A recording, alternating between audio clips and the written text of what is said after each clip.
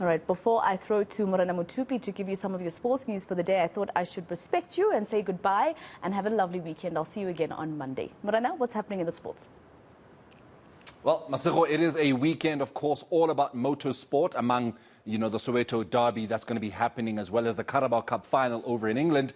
So South Africa is going to be the place to be if you are the kind of person that has a need for speed. We've got the Kyalami Grand Prix circuit that's hosting the annual 9-hour endurance race. That's going to be happening, of course, here in Joburg tomorrow. But history is being made where Formula E is taking center stage in Cape Town. It's the first time that South Africa is hosting the E-Prix, with Morocco being the only other African country to have done so in previous years. eNCA's Justin Ford, together with sports editor Vata Ngobeni, are on the Mother City streets, and they join me now.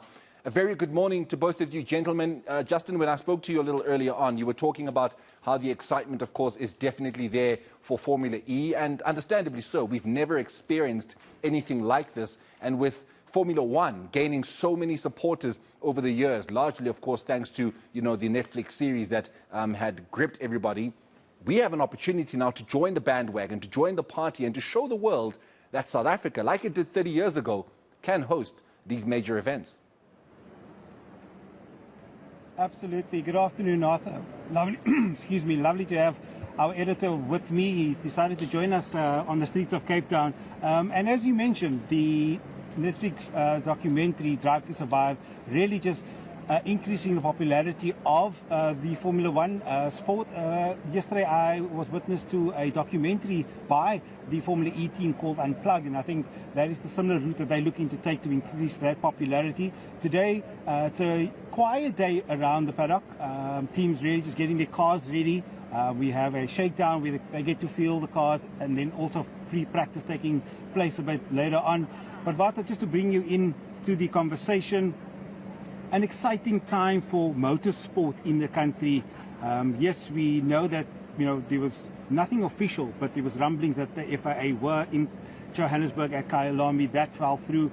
But having again the Kyalami 9-hour in Johannesburg, now having the Formula E here in Cape Town, it does rubber stamp things to say, listen, Cape Town, South Africa is ready for the top echelon of motorsport in our country? No doubt, Justin. I think this is, again, the perfect opportunity for South Africa to showcase itself to the FIA and to the motorsport fraternity globally. We have the Formula E happening here in Cape Town. It's a beautiful street circuit. I don't think you can get better weather than this. This is Cape Town, again, showing off on what it really offers the world. But more than anything, it's now becoming almost a center of sport in the country itself. And to have a street circuit, within the city itself, again, is showing the capability of South Africa, not just as a tourism destination, but as a sports tourism destination. And then you look at what's happening in Johannesburg, Kyalami over the weekend. You've got the 9-hour. It's come back again. And it's at a track where the FIA had gone to have a visit and look at it. There is obviously rumblings and talks about, F1 coming back to South Africa. We heard Sir Lewis Hamilton last year talking about it and saying, before you add another race in the USA, we need to go back to the motherland. We need to go back to Africa, and we need to go back to South Africa, because the last Formula 1 champion, Jody Scheckter, comes from South Africa, and the last race would have been at Kyalami in 1993. So, this is a perfect weekend for South Africa to pick up its hand.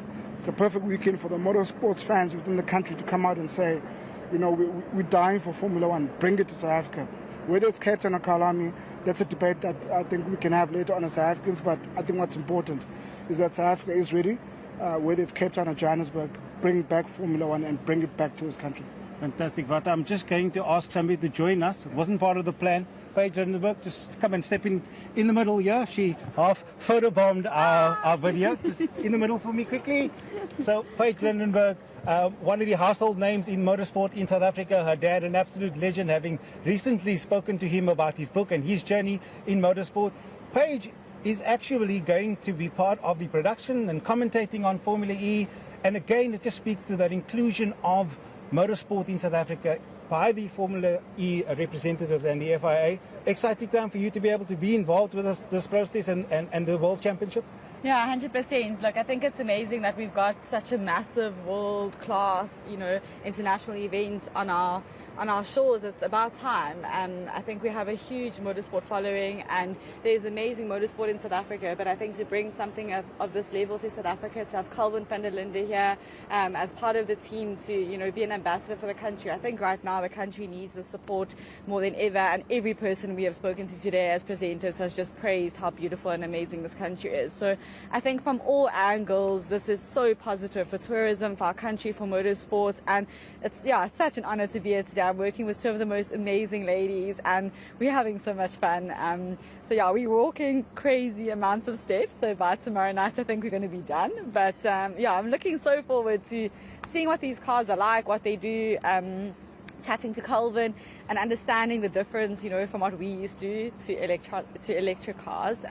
Really exciting. I think that is the big takeout, and having spoken to him in the week as well, he talks how he's used to the mechanics and speaking to the mechanics about cars, and whereas the electric side of things, the software and how treacherous and difficult it is for him to understand. But I think hopefully he gets to hold his own. Paige, I'm going to say thank you very much for photobombing our live crossing. Appreciate you. Nice to see you guys. And there we go. Fantastic time, Morena, expected here at the Cape Town Formula E track. The expectation by these drivers really is to have everybody in place and ensure that we have a fantastic race. The drivers are ready. As I said, they get to go out on the track roughly at about 4 o'clock this afternoon. And I think that's where we'll get a true sense of what these cars are able to do. The track is 2.9 kilometers long. Bearing in mind these Generation 3 vehicles, they can reach speeds of up to 320 kilometers per hour. So the drivers have got to watch themselves. Bearing in mind, they also have to watch their battery life. So being able to finish that race, 45 minutes plus 1 lap, that is what that race will look like tomorrow. And it really promises to be exciting. We'll be here for the rest of the day speaking to other role players, and hopefully Ian Banner, the chairperson of E-Movement, they're the guys that brought Formula E here to Cape Town. I'll get to chat to him to say, it's finally here. Your brainchild many years ago, it's finally here. All right, Justin, and I will be with you and our sports editor, Vata Ngobeni, tomorrow morning to catch up with all of the conversations you would have had, all of the cars you would have seen, all of the exhibitions you would have had an opportunity to see as well. So our next conversation will definitely be on the South African morning, tomorrow morning, on the day of the Formula E main race. But that's where we leave it from the sports desk, of course.